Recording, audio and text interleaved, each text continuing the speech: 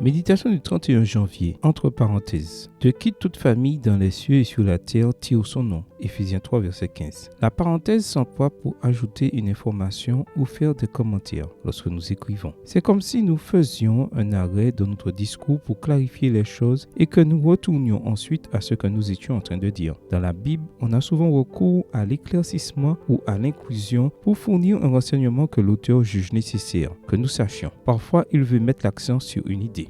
Dans Éphésiens 3, verset 15, Paul parle des gentils, de sa mission et de la prière adressée à Dieu et fait une parenthèse. Il déclare que nous tous qui vivons sur la terre et dans les cieux formons une même famille parce que nous tirons notre nom de Dieu. Cet éclaircissement était-il nécessaire? Il était nécessaire parce que nous pourrions considérer que la famille de Dieu ne comprend que ceux qui croient en Jésus, les chrétiens. Et ce n'est pas le cas. La famille de Dieu comprend tous les êtres intelligents de l'univers, ceux qui sont tombés et ceux qui ne le sont pas, les croyants et les non-croyants, les chrétiens et les non-chrétiens, mais en plus ceux que nous considérons comme bons et ceux que nous considérons comme mauvais. Tous, absolument tous. Il l'avait déjà dit dans Éphésiens 2, versets 17 à 19. Il est venu annoncer comme une bonne nouvelle la paix à vous qui étiez loin et la paix à ceux qui étaient proches, car par lui nous avons les uns et les autres accès auprès du Père dans un même esprit. Ainsi donc, vous n'êtes plus des étrangers ni des gens de passage, mais vous êtes concitoyens des saints, membres de la famille de Dieu. Il est temps que nous comprenions cette réalité parce que Dieu n'est pas notre possession personnelle. Dieu est Dieu. Il est le Créateur. Nous sommes ses créatures. Nous sommes ses possessions, ses enfants. Et puisque nous sommes sa famille, nous devons agir comme tels.